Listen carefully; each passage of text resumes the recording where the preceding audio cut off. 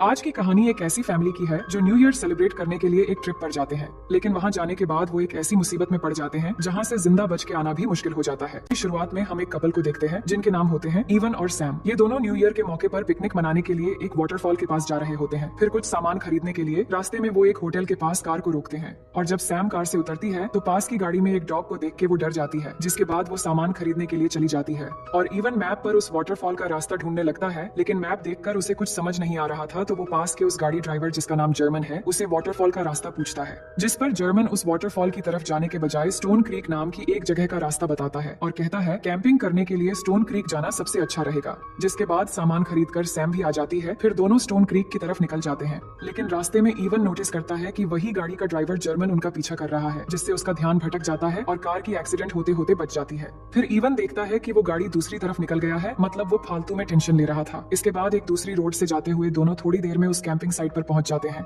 लेकिन वहां पहुंचकर वो देखते हैं कि यहाँ पर पहले से ही एक कार खड़ी हुई है। तो दोनों उस कार को इग्नोर करके थोड़ा आगे जाते हैं जहाँ पर वो अपना कैंप लगाएंगे, लेकिन पास में ही एक कैंप पहले से लगा हुआ था, जिसे देखकर उन्हें लगता है कि शायद कोई और लोग भी यहाँ कैंपिंग के लिए आए हैं जो कहीं आसपास घूमने गए होंगे। जिसके बाद वो भी अपना कैंप लगा लेते हैं। फिर इवन रात को आग जलाने के लिए लकड़ी इकट्ठा करने यहाँ से थोड़ा दूर जाता है, जहाँ उसे एक बच्चे की टोपी मिलती है, लेकिन उसे लग रहा था कि शायद किसी बच्चे ने फेंक दी होगी, तो वो इग्नोर कर देता है और वापस कैंप में आ जाता है। फिर शाम होते ही वो आग जलाते हैं और एक दूसरे से बातें करने लगते हैं। वहीं दूसरी ओर न्यू ईयर पार्टी एंजॉय करने के लिए जर्मन और उसका भाई चुक एक बार में जाकर ड्रिंक करते हुए दो लड़कियों के साथ बातें कर रहे होते हैं और उसी दौरान चुक फोन से दोनों लड़कियों की फोटो लेता है, लेकिन उसकी ये हरकत देखकर जर्मन को बिल्कुल भी पसंद नहीं आता। फिर जब दोनों वॉशरूम जाते हैं तब जर्मन चुक से वो फोन लेकर जमीन में पटक कर तोड़ देता है और उस पर गुस्सा करते हुए कहता है कि अगली बार ऐसा मत करना, तुम्हें पता है ना ये फोन किसकी थी, तुम्हारी इन्हीं हरकतों की वजह से मैं पिछली बार बहुत सालों तक जेल में रहा। ये कहकर जर्मन वहाँ से चला जाता है। अब असल में ये फोन किसकी थी ये हमें कहानी में आगे पता चलेगा। अब जैसे ही काउंटडाउन करके न्यू ईयर शुरू होता है तभी चुक एक लड़की को जबरदस्ती किस करने लगता है, जिससे वो लड़की उसे गाली देकर वहाँ से चली जाती है।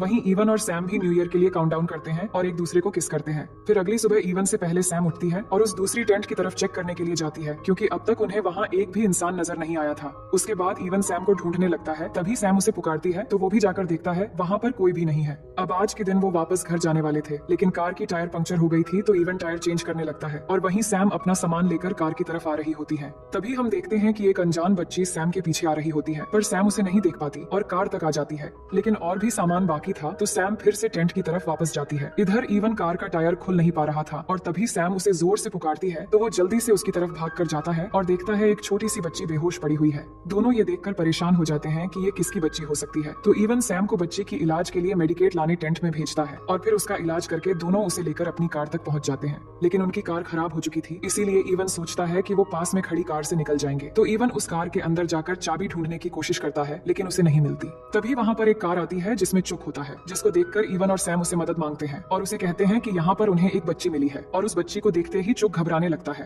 पर उनसे कहता है मैंने 2 दिन पहले इस बच्ची के परिवार वालों को यहाँ पर देखा था, वो शायद आसपास ही कहीं फंस गए होंगे, हमें इस बच्ची के लिए उन्हें ढूंढना चाहिए। तो इवन भी उसके बात पर अग्री कर लेता है। फिर चुक अपनी कार से गन निकाल कर लाता है और उनको बताता है कि वो असल में एक पिग हंटर है। जिसके बाद इवन सैम को कार में रुकने के लिए कहकर चुक के साथ उस परिवार को ढूंढने निकल जाता है। वहीं सैम उस बच्ची को लेकर कार में होती है, तभी वहाँ पर गाड़ी लेकर जर्मन आता है, तो उसको देखकर सैम बताती है कि हमें यहाँ एक अकेली बच्ची मिली है जिसके माँ बाप नहीं मिल रहे हैं, तो मेरे हस्बैंड और एक आदमी जो शायद यहाँ के आसपास का होगा, दोनों इसके माँ बाप को ढूंढने निकले हैं। उधर इवन और चुक थोड़ी दूर आगे जाने के बाद उन्हें कुछ लाशें पड़ी हुई मिलती हैं, जिनको देखकर इवन घबरा जाता है, पर उनमें से एक औरत अभी भी जिंदा थी। तो इवन उसकी मुंह की पट्टी खोलकर उसे होश में लाता है और कहता है कि चिंता मत करो, हम तुम्हें हॉस्पिटल ले जाएंगे। लेकिन इसी वक्त चुक गन से उस औरत को शूट करके मार देता है और इसकी आवाज सैम और जर्मन भी सुन लेते हैं। जिसके बाद जर्मन अपने गाड़ी से गन लाने के लिए जाता है, तो सैम डर के मारे जल्दी से कार में आकर दरवाजा लॉक कर देती है, लेकिन जर्मन आकर गन से कार का विंडो तोड़ देता है। पर तभी सैम एक चाकू से उसका हाथ काट देती है और बच्ची को लेकर जंगल की तरफ भागने लगती है,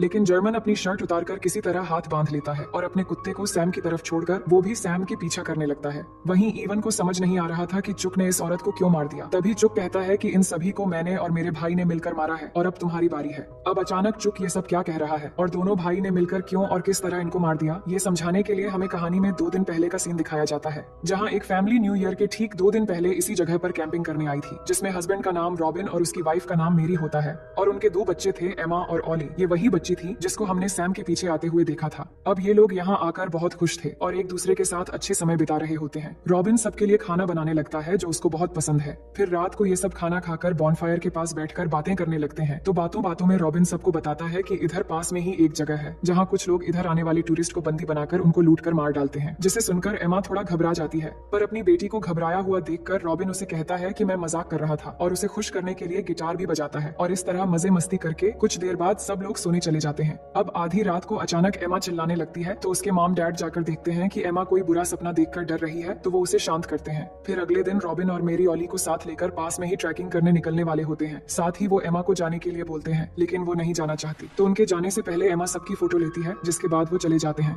अब उनके जाने के बाद एमा वहाँ अकेली बैठकर अपने फोन में फोटोज देखने लगती है। तभी उसे पीछे की झाड़ियों से कुछ आवाज सुनाई देने लगती है, तो वो डर के मारे सेफ होने के लिए कार में जाकर बैठ जाती है और कुछ देर में उसे नींद भी आ जाती है। पर थोड़ी देर गुजर जाने के बाद वहाँ पर गाड़ी लेकर दो आदमी आते हैं, और ये और कोई नहीं बल्कि चुक और जर्मन ही होते हैं। साथ ही पिंजरे के अंदर उनका डॉग भी होता है। फिर दोनों उतरकर सामने वाली कार के पास आते हैं जिसमें एमा सो रही थी, तो दोनों एमा को अजीब नजरों से देखने लगते हैं। जर्मन चुक से कहता है कि चलो इसे उठाकर हम अपने साथ ले जाते हैं, ऐसा मौका हमें बार बार नहीं मिलेगा। जिस पर चुक कहता है कि पिछली बार तुमने ऐसे ही किया था, जिससे तुम्हें जेल भी हुई थी। लेकिन जर्मन कहता है जो होगा देखा जाएगा, ऐसा मौका हमें दोबारा नहीं मिलेगा। फिर जर्मन उनके टेंट की तरफ जाकर चेक करने लगता है कि एमा के साथ कोई है या वो अकेली आई है। वहीं एमा नींद से जाग जाती है, तो एक अनजान आदमी को देखकर वो घबरा जाती है। जिसके बाद चुक एमा को गाड़ी से बाहर निकलने के लिए कहता है, पर वो उसकी हरकतें देखकर मना कर देती है और कहती है तुम यहाँ से चले जाओ। लेकिन चुक की नीयत तो पहले ही खराब हो चुकी थी, तो वो एमा को जबरदस्ती कार से निकलने के लिए कहता है, जिससे डरकर एमा कार का हॉर्न बजाने लगती है। और हॉर्न की आवाज सुनते ही जर्मन वहाँ समझ जाता है कि वो लड़की जाग गई है, तो वो जल्दी से आकर अपने गाड़ी से गन निकाल कर लाता है और एमा को गन पॉइंट करके उसे गाड़ी से बाहर निकलने के लिए कहता है।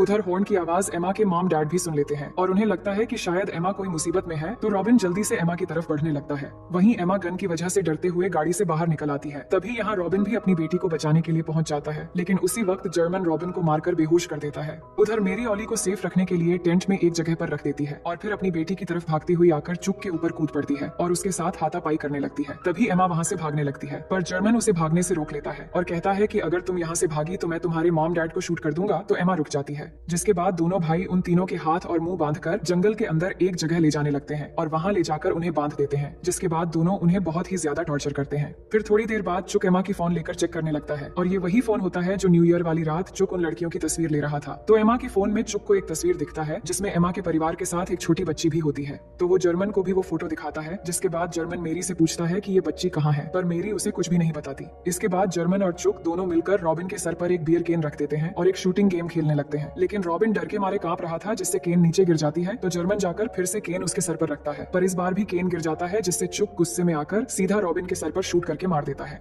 मेरी ये देखकर रोने लगती है, पर वो उसे मारकर बेहोश कर देते हैं और फिर उसके सर पर भी बियर केन रखते हैं और इस बार जर्मन निशाना लगाता है, पर 2 निशाना मिस होने पर वो सीधा मैरी के छाती में शूट कर देता है। अब पास में ही एमा बेहोश पड़ी हुई थी, तो जर्मन उसे भी शूट करके मार देता है। अब इन्हें मारने के बाद दोनों ऑली को ढूंढने टेंट पर जाते हैं, लेकिन उन्हें वहाँ पर ऑली नहीं मिलती, क्योंकि वो रोते हुए जंगल की तरफ चली गई थी। अब ऑली के न मिलने पर दोनों भाई वापस अपने घर चले आते हैं। फिर कहानी प्रेजेंट में आती है, जहाँ चुक इवन को गन पॉइंट करके साथ चलने के लिए कहता है, लेकिन तभी इवन उसे धक्का देकर वहाँ से भागने लगता है। तो चुक इवन पर गोली चलाते हुए उसका पीछा करने लगता है, लेकिन इवन भागते हुए काफी दूर जाने के बाद एक जगह जाकर छुप जाता है। वहीं जर्मन भी सैम का पीछा करते हुए इसी तरफ ही आ रहा होता है, लेकिन चुक को ये अब तक पता नहीं था कि यहाँ पर उसका भाई भी बहुत पहले ही आ चुका था और वो सैम का पीछा कर रहा है। तभी वो झाड़ियों के पीछे इवन समझकर गोली चला देता है, पर वो गोली जाकर उसका भाई जर्मन को लग जाती है। फिर चुक वहाँ जाकर देखता है कि वो गोली उसके भाई पर लग गई है और वो तड़प रहा है। वहीं पास में ही छुपी सैम के गोद में वो बच्ची अचानक रो देती है, जिसकी आवाज सुनकर चुक उसे ढूंढ लेता है और पीछे से आकर सैम पर गन पॉइंट कर देता है। फिर सैम को गन से डराकर जर्मन के पास ले आता है, जहाँ वो अभी भी तड़प रहा था। तभी ऑली फिर से रोने लगती है। चुक गुस्से में आ जाता है और ऑली को जबरदस्ती सैम से लेकर नीचे गिरा देता है, जिससे ऑली बेहोश हो जाती है। सैम ये देखकर बिल्कुल पागल सी हो जाती है और चिल्लाने लगती है, लेकिन चुक उसे डरा धमकाकर चुप करा देता है।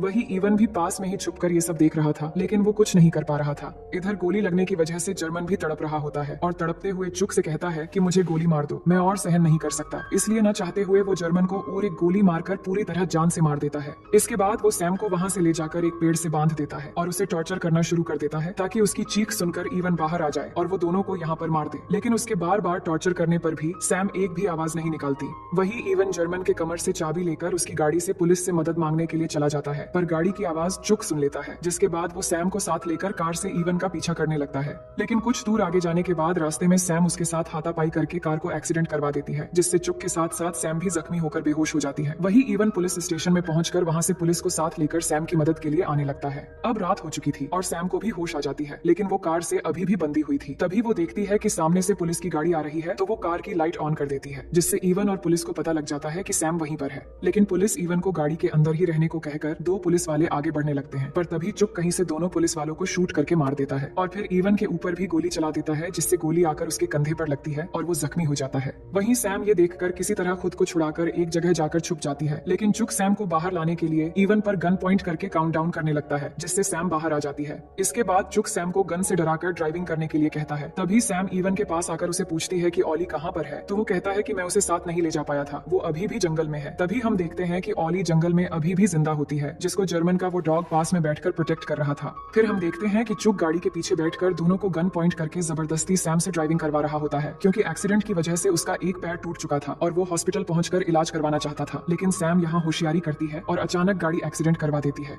जिसके बाद चुक जख्मी हालत में गाड़ी से उतरने लगता है। लेकिन उससे पहले सैम गाड़ी से उतरकर चुक को मारने लगती है, पर चुक किसी तरह अपना गन लेने की कोशिश करने लगता है और तभी सैम एक पत्थर से चुक के सर पर मार मार के एकदम उसकी जान ले लेती है। अब कहानी के आखिर में हम सैम को हॉस्पिटल में देखते हैं, जहाँ पर उसकी होश आती है। फिर वो किसी तरह वहाँ से उठकर ईवन के पास जाती है, जहाँ जाकर देखती है कि ईवन को भी होश आ गई है, जिससे वो एक सुकून की सांस लेती है। और इसी सीन के साथ ये कहानी यहीं पर खत्म हो जाती है।